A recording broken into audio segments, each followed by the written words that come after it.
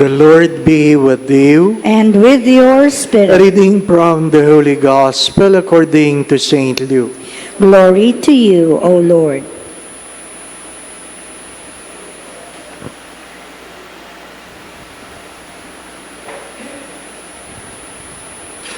Jesus said to his disciples, "To you who hear, I say, love your enemies, do good to those who hate you, bless those who curse you, pray for those who mistreat you.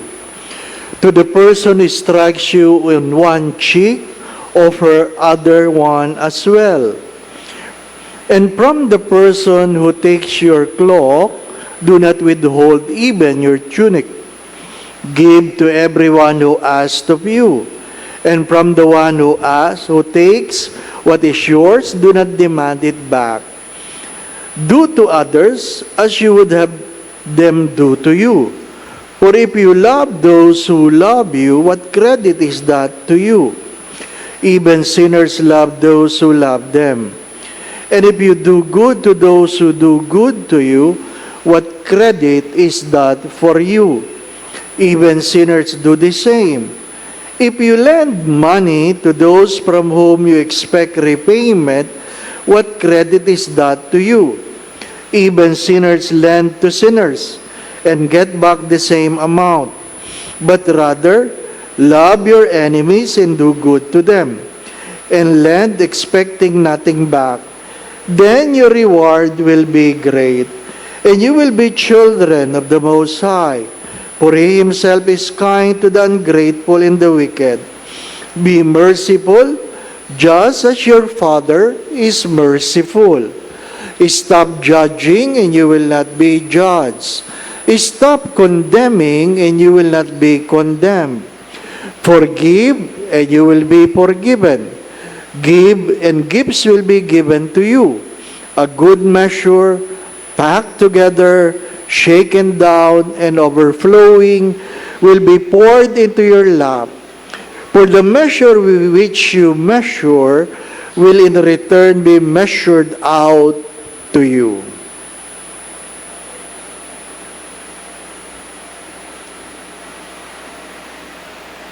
The Gospel of the Lord. Praise to you, Lord Jesus Christ.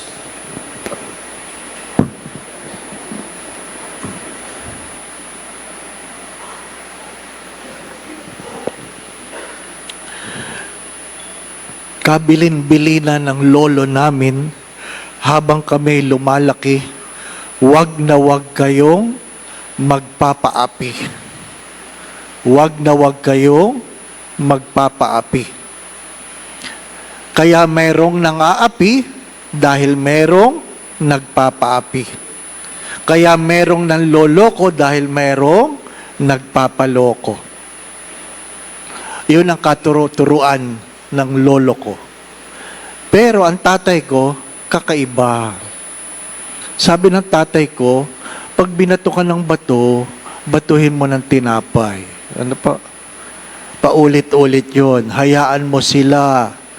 Diyos na ang gaganti para sa iyo. Kaya nung elementary ako, ang unang away at unang tawag ng principal ay binato ko ng bato, binato ko ng tinapay. Sinama ko ang garapon. Kaya, na-office ako at nagbayad ang magulang ko ng garapon sa tindahan. Ano po? Pero simula nun, wala nang nang-api. Bakit? Alam nilang papalagyan. Alam nilang lalaban yan. Mga minamahal na mga kapatid, hanggang ngayon, merong nanloloko. Bakit? Maraming nagpapaloko. Di po ba, ano? Eleksyon na. Marami sila. Di po ba, ano? Kasi marami kayo. Di po ba, ano? Inuulit ko. Maraming tumatakbong nanloloko kasi may mga nagpapaloko. Sabi nga doon sa isang interview, matatalo lang kami kapag natuto ang tao. Pero ang tanong ay, kailan ka matututo? Yun ang tanong. Kailan ka matututo? Pag walang-wala na? Kapag sadsad na sa lupa ang hirap? Hindi. Ano ang mga pagbasa sa araw na ito? What are the readings trying to emphasize? We are called to be good. Maging mabuti. To be good, my brothers and sisters, is not simply to avoid evil, but also to do good. Ang pagiging mabuti ay hindi iniiwasan lang ang mali. Dapat meron kang ginagawang mabuti. Kaya pag tinatanong ka, may ginawa ka bang mali? Wala po. Ano ginawa mong mabuti? Wala din po. Wala kang saysay. Ano po? Wala kang saysay.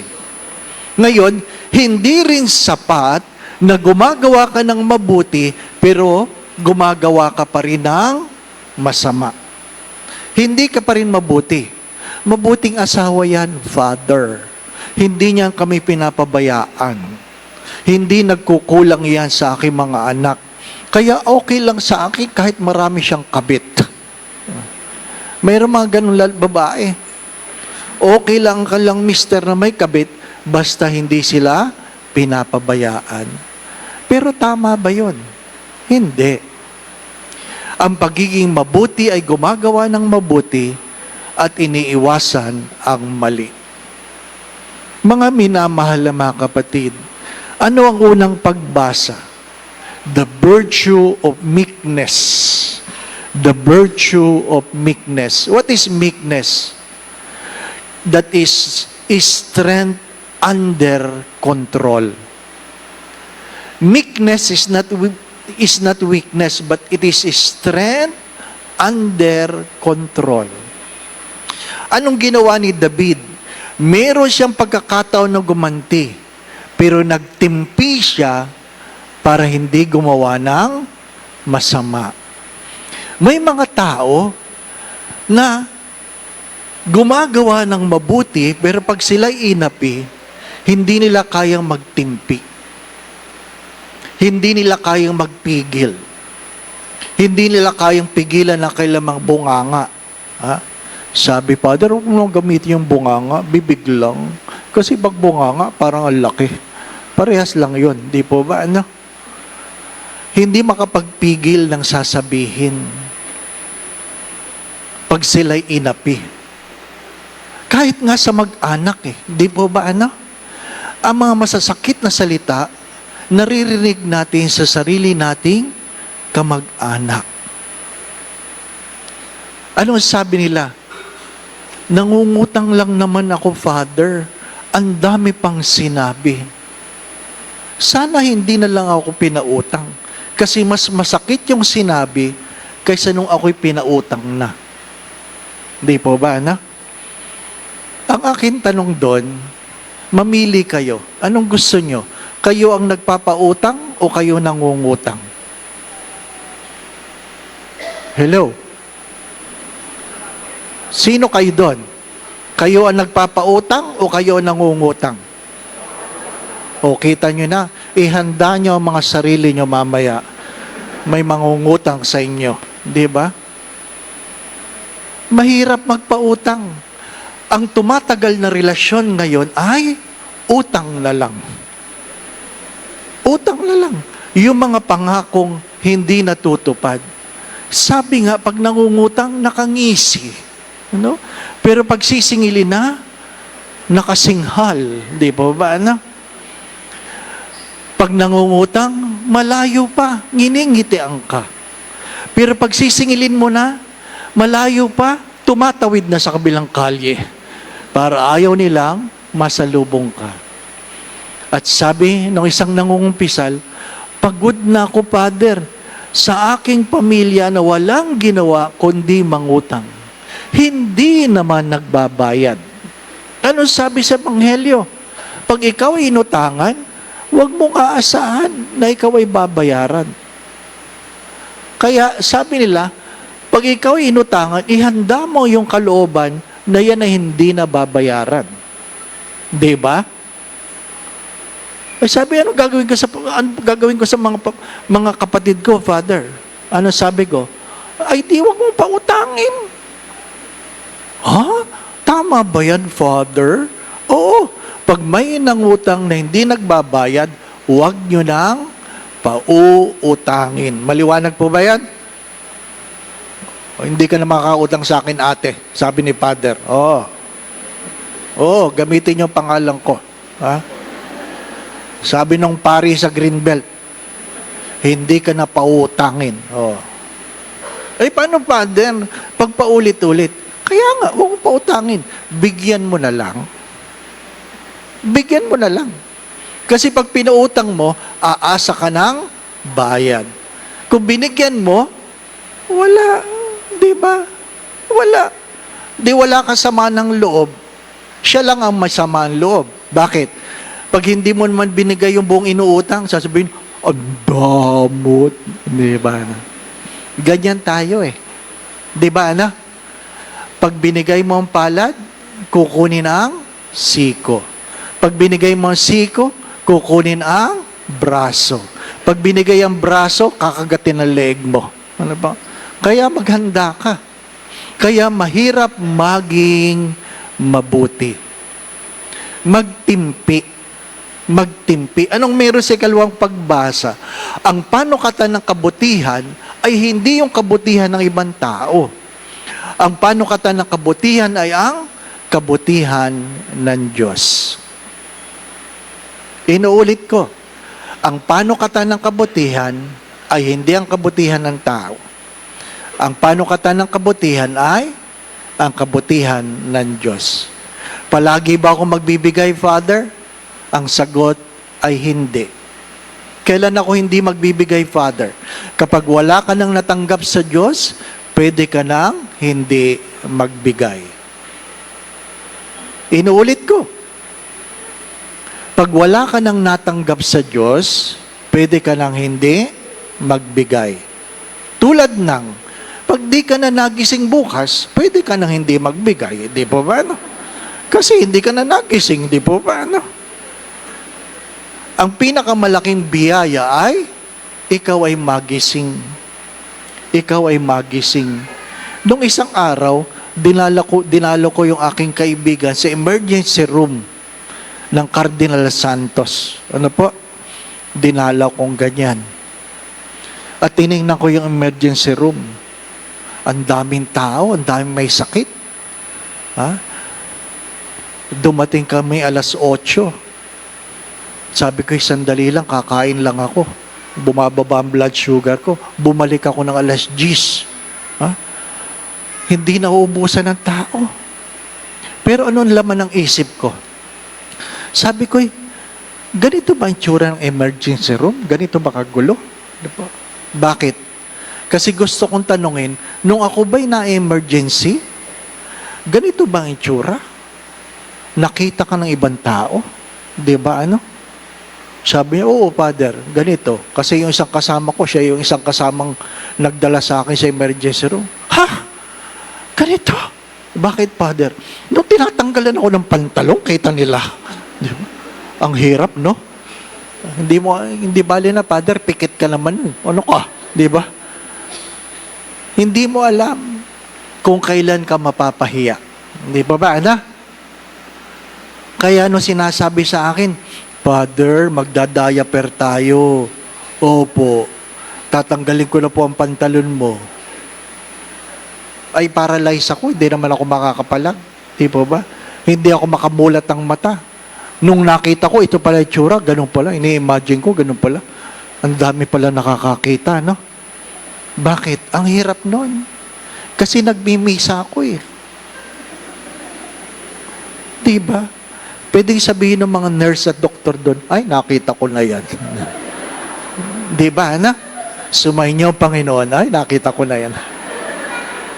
Hindi mo alam kung kailan ka mapapahiya. Kaya huwag kang mayabang. Huwag kang mayabang. Anong meron sa Ebanghelyo? Huwag mong kakalimutan, ang sinusuklian ng Diyos ay ang gumagawa ng mabuti sa panahon na ang panahon ay hindi mabuti. Huwag mong kakalimutan yan. Kung mabuti ka lang sa mabuti, hindi ka mabuti. Kung mabait ka lang sa mabait, hindi ka mabait.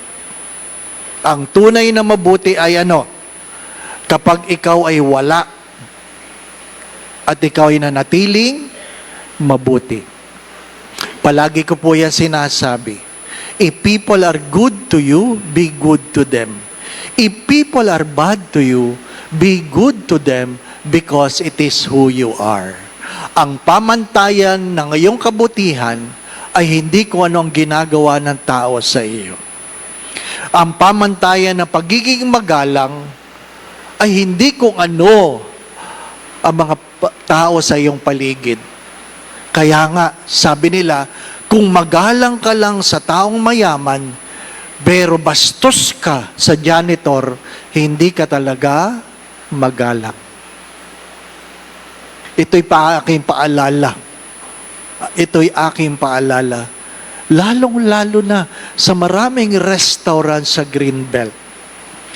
Na pag kayo ay magalang lang sa mga taong mukhang mayaman, mukhang mabuti, pero hindi kayo maayos magtrato sa waiter, hindi talaga kayo magalang. Mga minamahal na mga kapatid, ano aking paalala?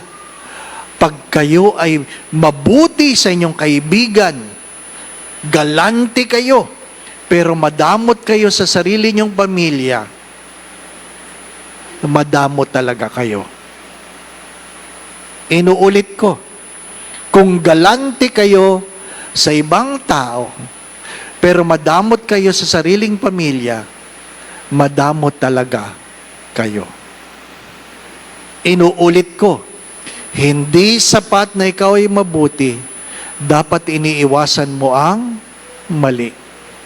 Hindi sapat na wala kang ginagawang mali, dapat meron kang ginagawang mabuti. Amen.